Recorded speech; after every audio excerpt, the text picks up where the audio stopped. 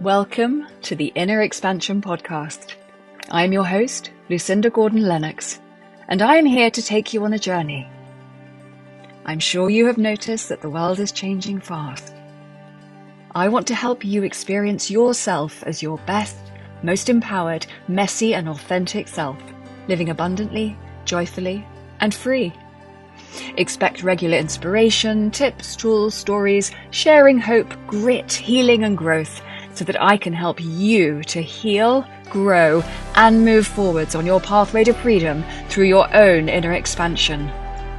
In order that we experience our best life on the outside, it is our inner landscape that requires the attention. So if we can expand our inner world and our capacity for healing on the inside, then we are absolutely on our way. And this is the journey. This is your pathway to freedom. These conversations certainly help me. I hope that they help you too.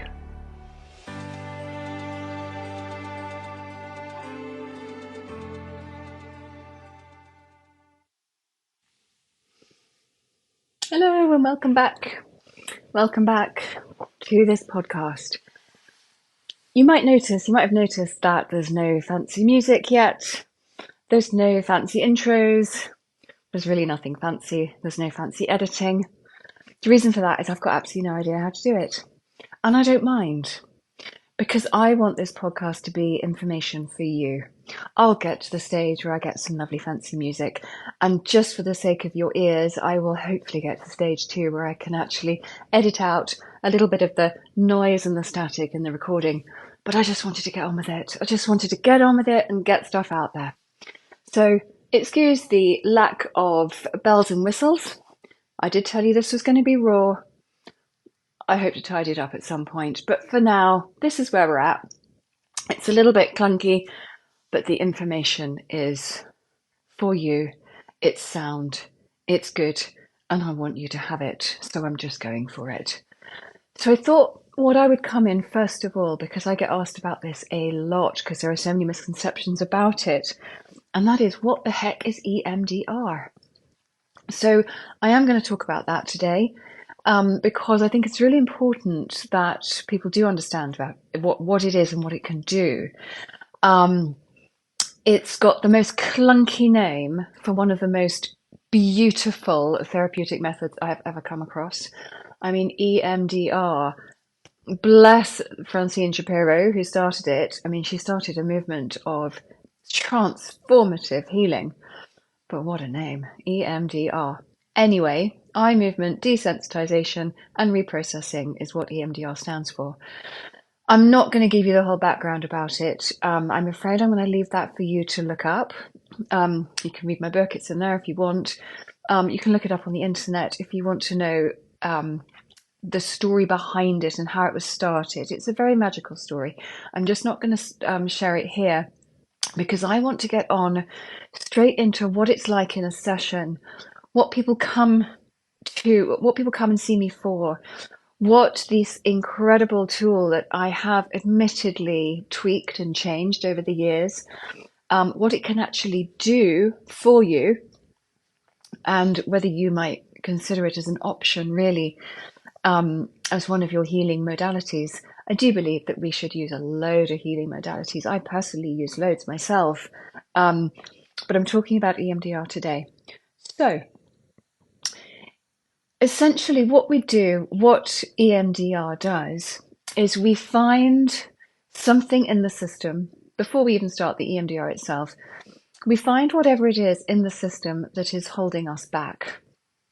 So you might come for a session feeling like, I'm going to give you an example of someone the other day who came in to say, oh, just wish I could have some more flow in my business. I feel a bit stuck.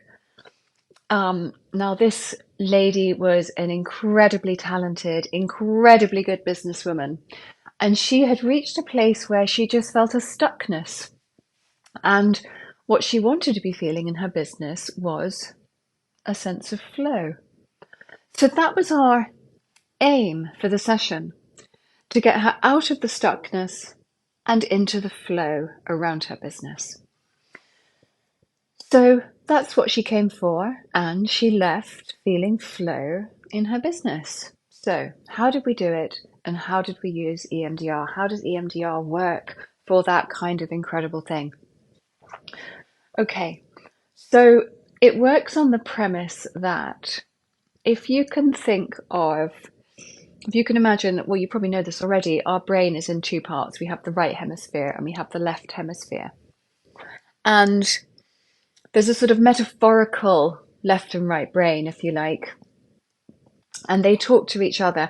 And you've probably heard, most of you will have heard, or said, oh, they're a very left brain person, or they're a very right brain person.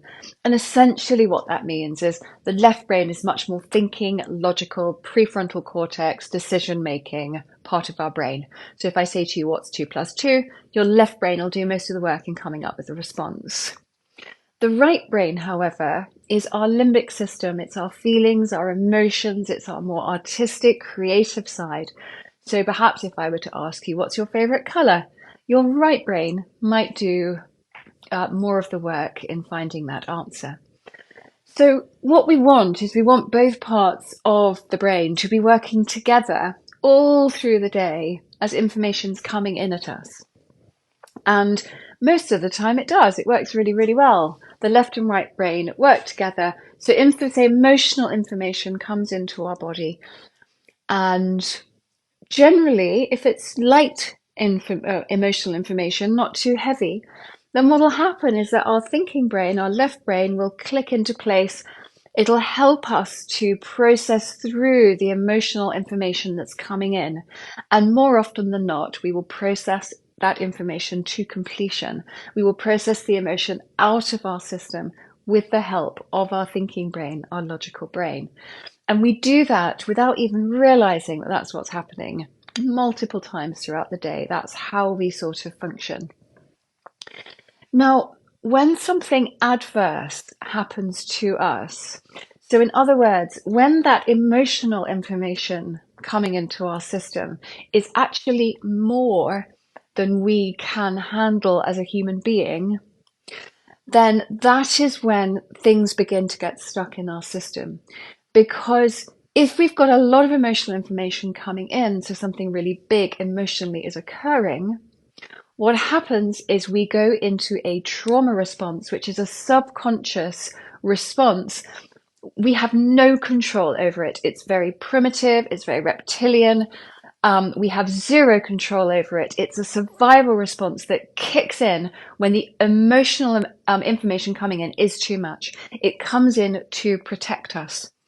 So that's all wonderful. The only problem with it for us humans is that when our survival mechanism kicks in, and you might have heard of fight, flight, freeze, or flop, those are the 4 main survival responses. When that occurs, Mother Nature's quite clever, and our left brain, our thinking brain, is shut down at the time.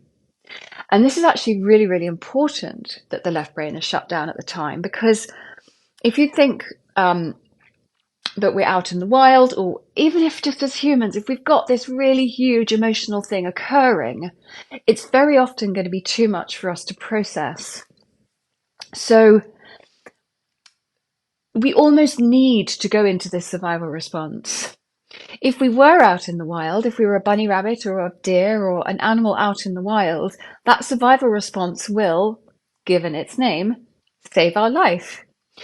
So imagine an animal out in the wild for a moment. If we had a bunny rabbit and then they suddenly see a lion about to run towards them, that survival response is going to kick in because that fear is going to be off the charts for the bunny rabbit.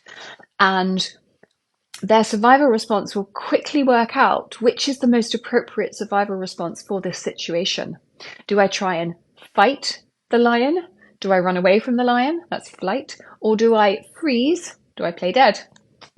And in a nanosecond, a split nanosecond, that survival response will kick in with the most appropriate one and will likely save that bunny rabbit's life, whether it decides to run, whether it decides to play dead, or whether it decides to fight back. I don't think a bunny rabbit would decide to fight back against a lion, but Mother Nature's pretty clever, and I shouldn't think that particular survival response would kick in for the bunny rabbit. So you can see how that works for animals. Now, we have exactly the same thing going on in our system. If you think back to that little bunny rabbit, if they'd had a left brain, a thinking brain, which would have had to have come in to process all the information coming in, it would have taken a long time for that little bunny rabbit to have made the decision consciously as to whether to fight, run away, or play dead, by which time it might have been eaten by the lion.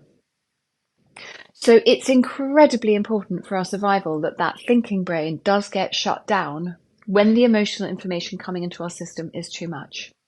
And that is what happens to us as humans too. So that is essentially why we end up with trauma. Trauma is not the thing that happened to us, but it's what remains in our system as a result of something that happens to us. Because if that left brain isn't coming in to process the emotional information that's coming in, then that emotional information and fragments of it, not all of it, but a lot of it, will remain stuck in our system. And this is what we are all carrying. Now, we can carry this type of, I literally have never met anyone in my life, and I don't think I ever will meet anyone in my life who has managed to go through their lifetime processing every single experience that has happened to them during that lifetime. I just don't see how it could possibly be. It could not be possible. So we're all going to be carrying events and experiences, fragments of them, in our systems from our lifetime.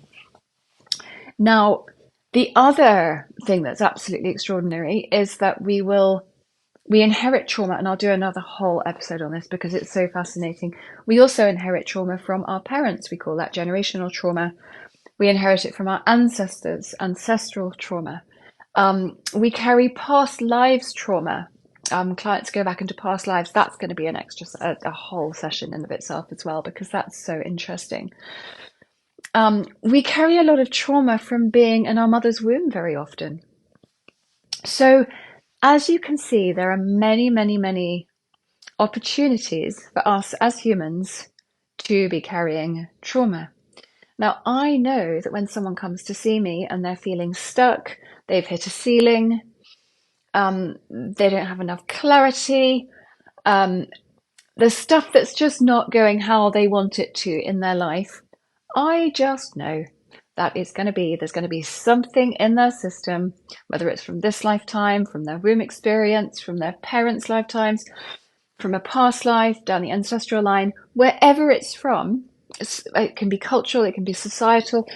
I know that that is going to be what is preventing them from doing the thing they want to do.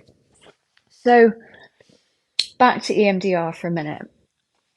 If we think that the trauma, wherever it's from, wherever we've picked it up from, is lodged in our system, essentially in that kind of right brainy type place, in the limbic system, that right brain part of us, then what we really want to do in order to process it, if we think back to how the brain likes to process information to completion, we actually want to bring that left brain into that event or experience and help anything that's remaining to process out of our system in that very organic way, in the same way that the body and the brain likes to work in our everyday life.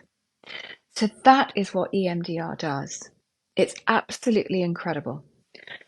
So when it was first invented, EMDR, the eye movements, it started using eye movements. So what people would do would be to follow the finger of the therapist right, left. So the therapist would move their hand from right to left and get the client to follow their finger. So by doing this, the client's eyes would be moving from right to left. Now, what we have discovered since then is what is happening during that eye movement process is that the left and right brain are having a chance to talk to each other. So We've actually evolved since the eye movements because therapists were getting repetitive strain injury because more and more people wanted to try this EMDR. Um, and also, a lot of people processing really, really deep stuff prefer to do it with their eyes closed. So, what we tend to use now is anything that activates the left, then right side of the body alternately. It can be tapping, it can be holding buzzers in each hand that go one after the other. When we do it on ourselves, we might want to do a little butterfly hug and tapping alternatively on our arms. I quite like it when clients tap alternately with the pads of their fingers underneath their shoulder bones, because that's also tapping on the acupressure points that are also there, which just helps energy to release. But the whole idea is that alternate left-right tapping. Because what we're doing is we're finding the event or experience that has become lodged in the system, which is causing the stuckness in our current life, or the distress, or whatever it is in our current life. And we're inviting that left brain into that experience. So by doing the alternate tapping, we give the left and right brain, finally, they have the opportunity to work together and process that emotional experience that became lodged in the body. So you might be thinking, well, how am I going to find these experiences? How do I even know what they are? And this is a really, really important question.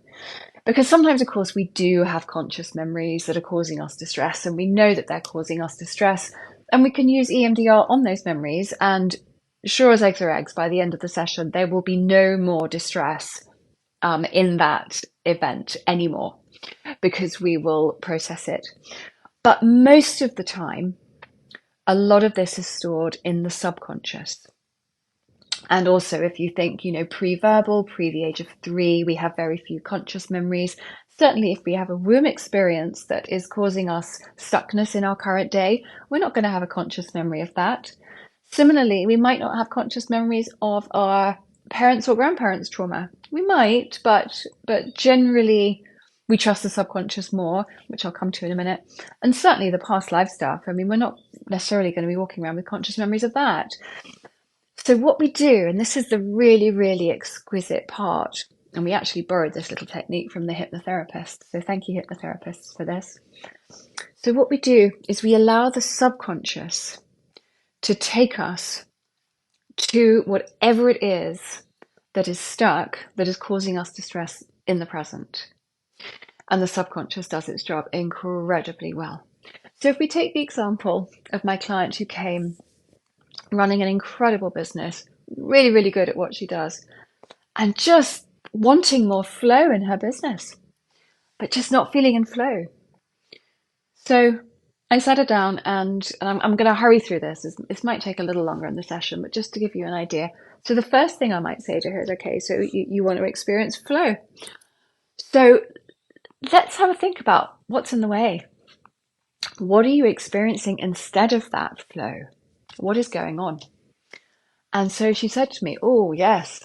Oh, yep, I feel a tightness. If I feel a tightness in my shoulders, I can feel a bit of tightness in my throat. And so I invite her to close her eyes and to really drop into this. And there might be some feelings that go with it. It might be numbness. It might be a bit of anxiety. It might be a bit of sadness. Who knows? We don't know until we do it. But then the body sensations, they are so important too. And then what I try and invite people to also come up with, if it emerges, because this can be quite helpful in this process, is what is the negative or limiting belief that goes with those feelings and the sensations in your body? And in this case of my client, and the feeling of not being in flow in your business, that feeling of stuck.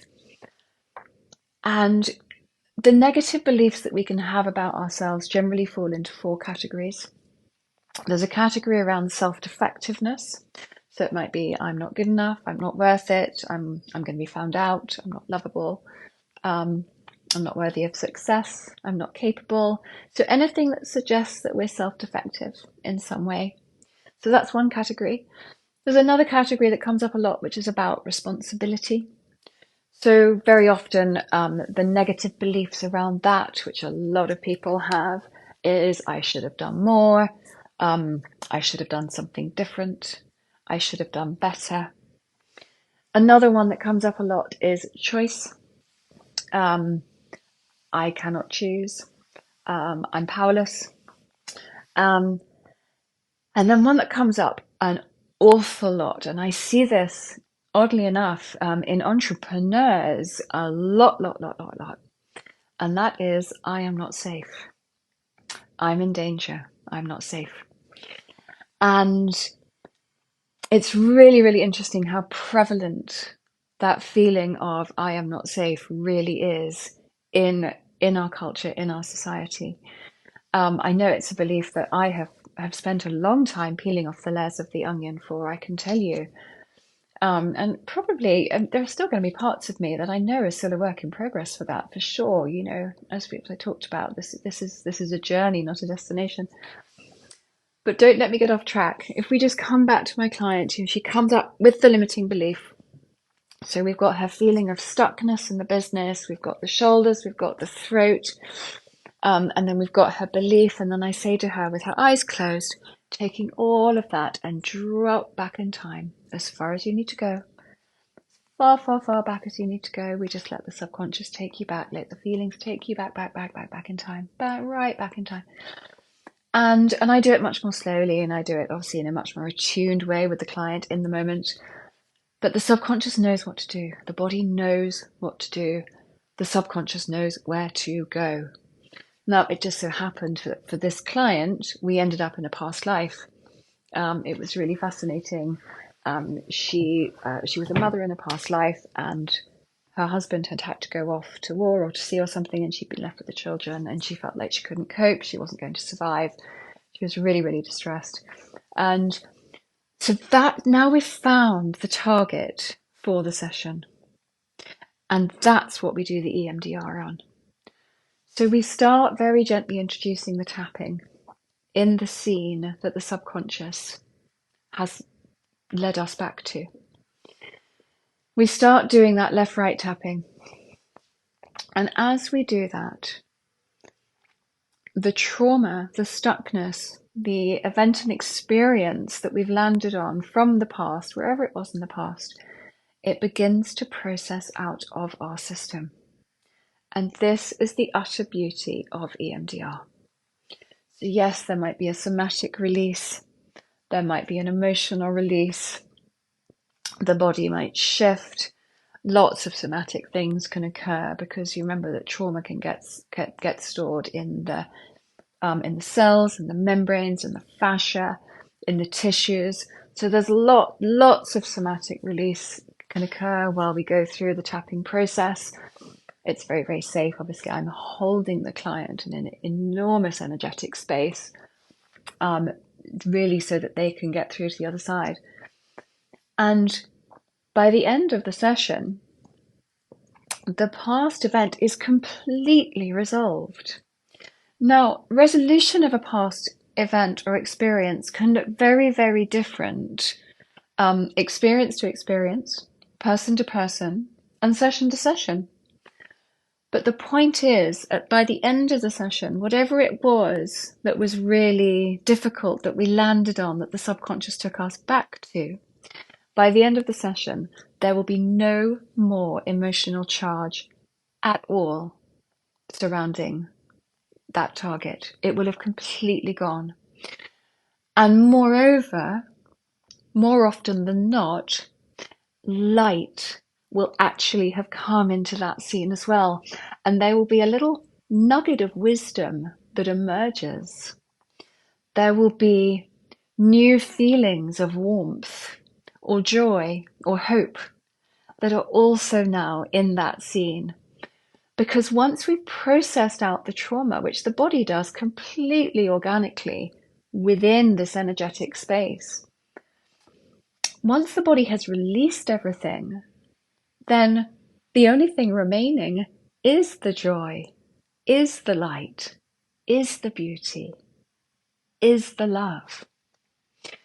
So that's one of the reasons I adore EMDR so much, is because it is so organic.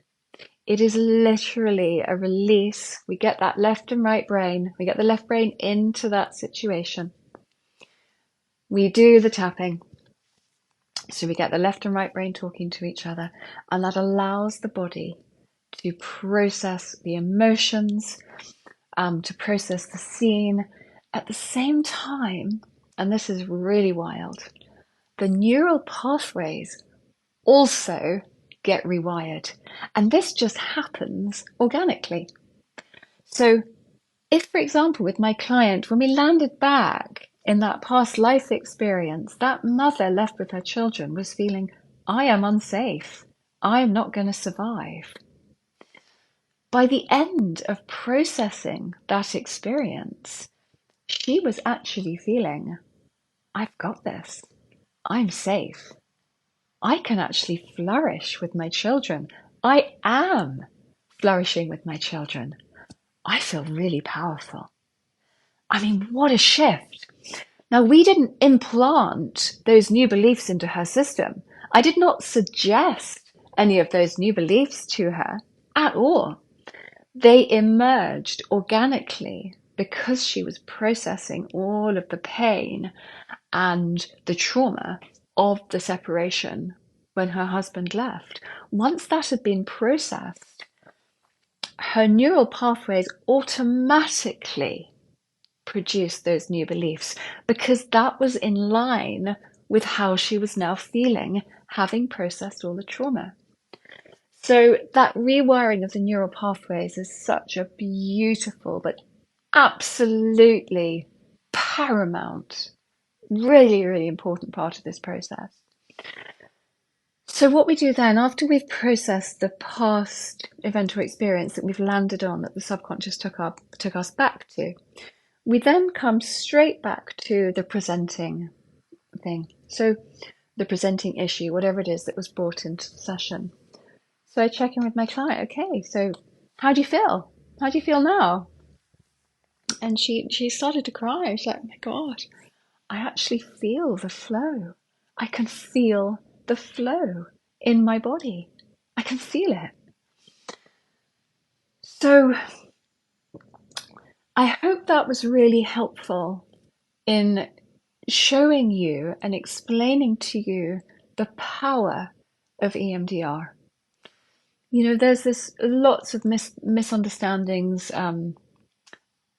that, you know, it's only really used for deep trauma or traumatic episodes that we can remember consciously, or even traumatic episodes that we might have hidden, but it's not. It is used for way more than that.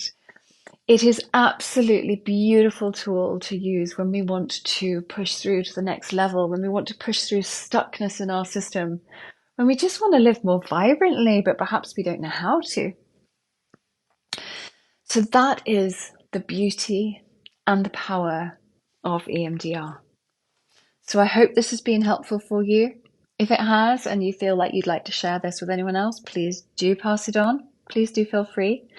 And I very much look forward to seeing you next time. Bye-bye.